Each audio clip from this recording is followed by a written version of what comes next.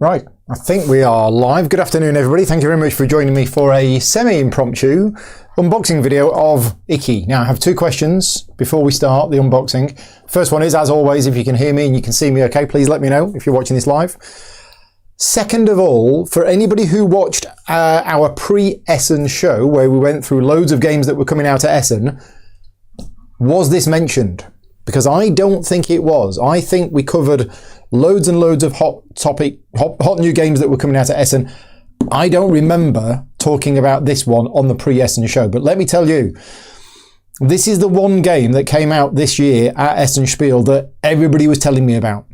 This is originally came out in 2015. This is the new version of it. I'd never heard of the game at all, I think, unless we did cover it on the pre-Essen show, which I can't remember if we did, until I got to Essen. And people were stopping me in the corridors and saying, Paul, you've got to go and check out IKI. It's really, really good. So I know almost nothing about this game other than the publisher is Sorry We Are French, which has got to be one of the best publisher names ever. They are part of the Hachette group. And I know the guy who runs Hachette in the UK, and he kindly sent me a copy of IKI, which will be included in the GridCon games library. So if you are coming to GridCon at the end of this month, this game is going to be in the GridCon library. Rene says his copy's coming next week. Genway has pre-ordered it. Sound is good. Yeah, it went under the radar. Yeah, it went under the radar beforehand, but as I say, everybody's been talking about it since.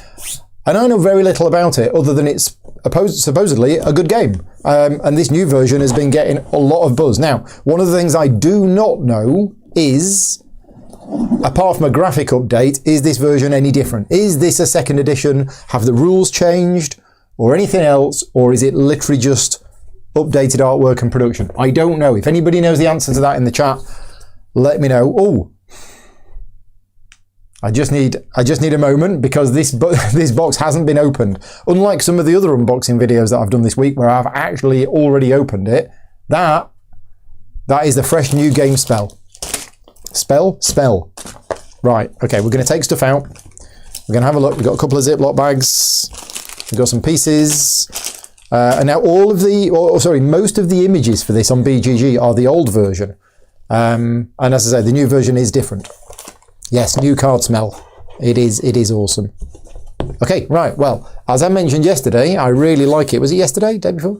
I really like it when they actually put something on the inside of the box. I don't know whether it costs any extra money, but I know some printers can't do it. But it's always nice. The problem with this is I was trying to tip it out. I thought there was an extra thing in there, but there isn't. Anyway, so we have a nice box, nice sturdy box. That's all good. Now, is there a game board? There is a game board. So let's get the game board out and try not to break it. Which is something that I've become infamous for. Right, so we have two sides. We're going to have to zoom out, aren't we? Oh no, we're all right. I might zoom out a little bit. There we go. So we've got two sides to the board. And I'm trying to work out, now that's interesting, because this is the 3 and 4 player side. We've got that printed there. If you're sitting here, that's the right direction, but this is upside down. So what they've done is they've gone with a board where half of it is right facing that way and the other half is facing that way, which I guess thematically makes sense because this looks like a street where you've got maybe shops, marketplaces. That looks like a fire symbol. I don't know. But yeah, looking at these are upside down for me. But at least this way, not all of the board is upside down. So James says it got mentioned right at the end of the pre-Essen show when we covered 400 games in 2 minutes. Yeah. Apparently, Dice Tower rate this game highly. Okay. Anyway, 3 and 4 player side. 1 and 2. 2 player side. So I don't know if this game has a solo mode. It lists 2 to 4 players on the box. Okay, so there we go. I quite like the aesthetics. I have to admit, when I looked at some of the pictures of this on BGG earlier on today, they were the original version, and I didn't like the look of them. But these look nice. Right, let's have a look at the rulebook next, because we have 2 rulebooks. One in British and American, the other one in French. Let's pop that back, and let's have a look what we've got. So, nice. Itemized components list. This is pretty much standard now. Whenever a game does not put an itemized components list with images, it's bad. And it is one of the things that I not only strongly recommend, but pretty much insist on in every rulebook that I work on, is you need to have an itemized components list. So that's good. We've got setup here with some numbered points that match the numbered points on here. That's all standard stuff, and that's all very good. Got a nice big image. Then we have concepts. Now, this to me is front loading, but it's okay. There's not too much. It's still quite a bit, but we'll see. And then how to play.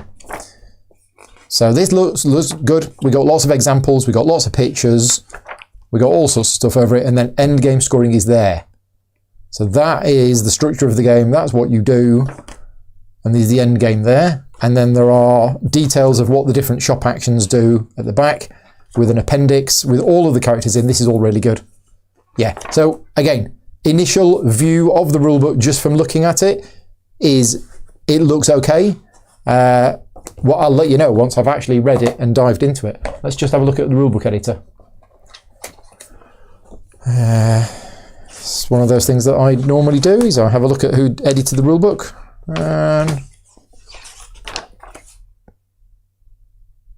Okay, don't know the names. We'll see how good it is later on. Right, we've also got these. Now these open out, there's 3 of them. Now, is Paul going to be able to work out what these are? Because they can't be player things. Because if, oh yeah, they can, because there is 4 of them. Right, so these are obviously player things, which you will put in front of you. And I guess you put cards into the slots. 3 and 4 player side, 2 player side. Now this is very chunky. None of that flimsy card. This is actually really, really good chunky stuff. Adam played it last week and it's really tight. Not enough to do everything. As tight as Prague Kaput Regni, because if you want one game where you cannot accomplish everything that you want to do, it is Prague Kaput Regni, where you can accomplish about 25% of what you want to do. Is it as tight as that? Right, what else have we got? We've got some punchboards. We've got 2.5 punchboards, which is the same thickness as these. This is thicker than normal. If you are somebody who likes thick cardstock, this is definitely thicker than normal. And yeah, we're punching out okay. Yeah, we're punching out okay. Right, so that's good. Custom shaped pieces. Always nice to have a spare white piece. You never know when you're going to need that. And what's nice as well is that they've got the money with the hole in the middle. Is it Koku? I think it's Koku, the name of the money. Let's just have a check of the rulebook. And there's a hole in it because back in the day, when I were a lad, I think they used to tie it to a string around their belt or something like that, which is why the money has it in. It just says cost in Mons. Okay, so the money's called Mons. I thought it was Koku. But anyway, yeah. So yeah, hole in the middle, so they tied it to a string of the belt. Right, next we have some wooden components. Let's zoom in. Let's see what we've got here. So 4 player colours, red, purple, yellow and light blue. Let's have a look at these. Now these are pre-printed. So unlike the ones from Messina, which I had to put the stickers on, these are already pre-printed and they're printed on both sides. Now I know it costs extra for publishers to print on both sides of something, but it just makes more sense. I'm not keen on it when they only print something on one side. I don't know. But anyway, yeah, so we got nice little tokens here. Now, to be honest, these did not need to be printed with anything because it's kind of obvious that you've got 3 different sizes of meeple and you've got a disc and you've got that. So this printing is bling. And I'm not complaining. It looks really nice and I'm all for it. And I absolutely approve of it. But what I'm saying is it wasn't actually needed because the shape of the pieces is different as well. We also have, they look tasty. Well, let's do the Paul's taste test. It's got a bit of a strawberry taste to it, that one. That's your fault, Kenneth. Did my volume just get louder? I hope not. Nothing changed. I didn't touch anything. Oh, what have we got here? That's nice. Is it a phoenix or something? I don't know what that is. I've now got the taste of meeple in my mouth. We got some wooden pieces that presumably represent wood, and we've got some octagons. Let's have a look at what they are. Rice. Okay, so we got wood and rice, and we have the calendar marker. So this is wood, this is rice, and this is a calendar marker. Okay, so we've got some wooden components, and then we have some cards. Yeah, I was thinking exactly the same thing, Will. That's exactly what it looked like for me. But I'm not going to mention another publisher's name in the middle of a stream. Not that this is sponsored at all. But yeah, that's what it reminded me of as well. Right, so cards. Let's have a look at... Let's zoom out a little bit because we're going to show you a few cards. So I'm now looking at two things. I'm looking at the artwork and giving you my opinion on the artwork, which is quite nice. I don't know who the artist is. David Sitbon. But yeah, I like that. I like that artwork. It's quite nice. And the next thing I'm looking at is graphic design and functionality, and whether it's clear and it looks clear.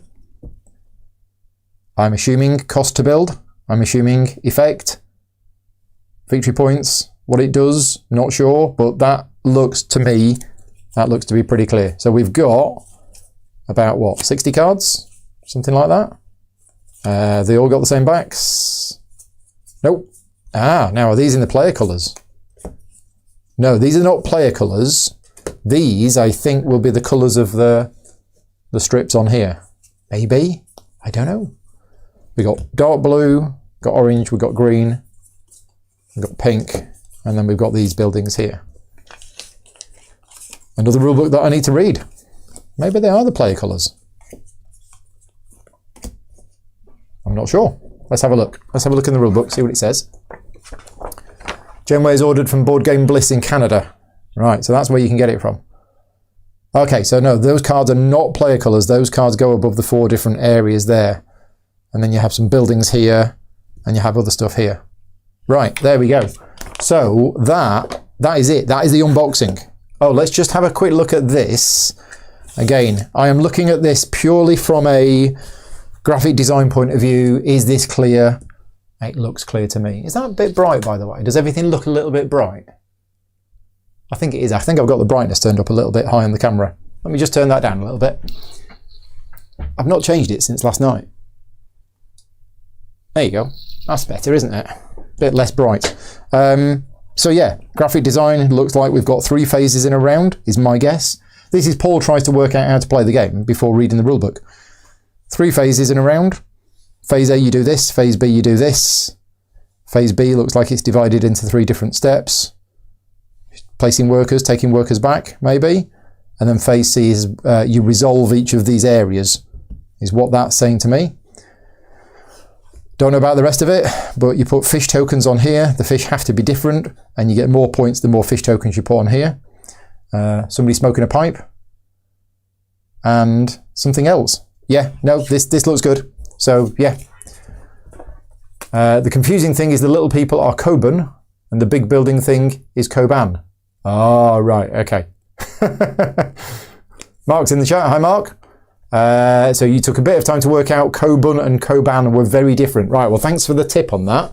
So you have Kobun and Koban. Is there a Coco? No, I'm not going to do it. I'm not going to do it. I managed to resist. I almost went there. Right, so Koban is that. And Koban is the people. Right, okay, there we go. We are done. That is it. That is just a quick unboxing video of another game, which I'd love to play, but I haven't got time to play at the moment. So like a lot of the other unboxing videos that I'm doing at the moment, these games are just going to get put on a pile, and I will be covering them on the channel at some point. A big thank you to all of my Patreon supporters that fund the channel. Obviously, this video isn't sponsored in any way, so if you are a Patreon supporter of mine, thank you very much for making these videos possible.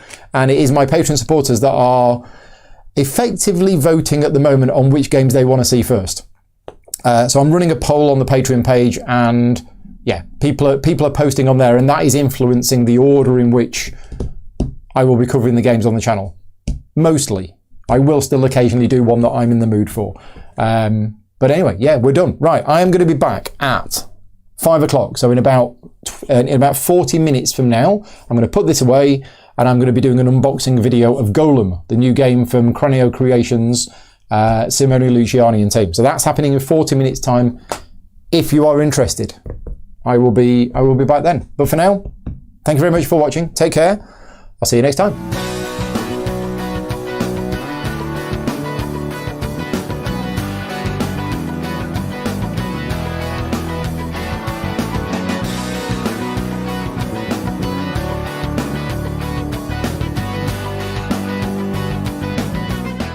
Gaming Rules is proudly sponsored by Game Toppers, upgrading your gaming experience. Visit GameToppersLLC.com.